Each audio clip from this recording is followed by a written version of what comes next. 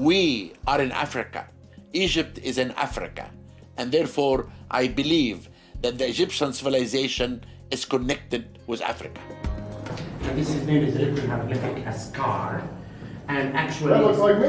Look at those ears. And he was the overseer of the pyramid city of Cheops and Kefren and Menkaure.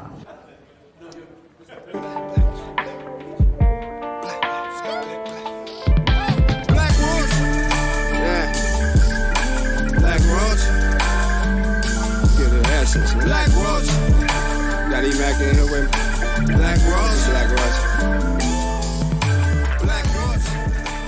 Bluey in here with me. The question is, what does the head of the Sphinx look like? With 3D face reconstruction software, here is the face of the Sphinx reconstructed correctly for the first time.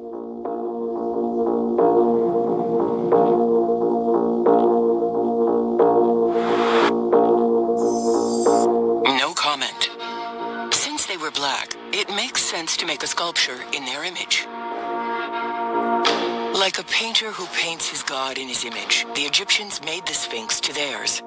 It is hard to imagine white Egyptians making a sculpture of their god or their king with a Negro profile.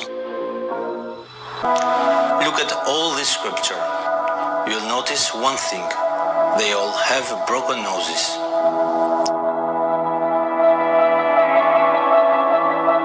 If one observes the statue and frescoes, the resemblance is striking. The nose, the big lips. Indeed, many statues have a broken nose because they had, as they say, a Negro noses. Herodotus said that Colchon was a colony of the Egyptian because they had black skin and curly hair. Book 2, Euterpe. The Colchon were an African colony which migrated to settle near the Black Sea. Aristotle also spoke of the Egyptian, describing them as excessively black. Those who are excessively black are cowards. They are the Egyptians and the Ethiopians. The Greek use 4 words to say black, dark brown: keleinos, eremnos, aiton, and melas. Melas is the most complete physical black. It is the root of the word that forms the word melanin. Melas, melanin. Melanin is the pigment that colors the skin black to protect it from the sun. Aristotle will say precisely agan melanes to designate the Egyptian and the Ethiopians, which mean excessively black in Greek. All they had to do was leave out 90% of the facts and keep repeating their revised version until it stuck. Here's an example of how they did it. This image is a reproduction that is shown in nearly every white-authored book on Egypt, Tut slaying the Nubians. Whites like to point out that some of the Nubians are jet black.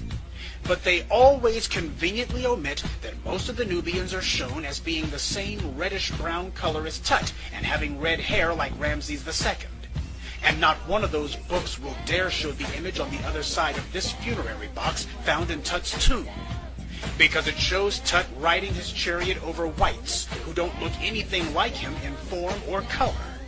And if this picture of Tut warring with a handful of Nubians who look just like him is proof that the Egyptians hated blacks, then what does it mean when Ramses III rides over an entire ocean of Caucasoids? For whites, it means, no way in hell are we going to print this. This image of a rough-looking black prisoner is another white favorite because of his full lips and flared nostrils, even though Nefertiti has the same features. And neither one of them looks like this white slave. Here's another picture you'll see in all the white books on Egypt. And here's one you won't. White POWs being tortured. Ramses killing a white man while his wife watches in admiration. No Nubians were ever treated like this. I stretch forth my hands to Africa to restore my dignity.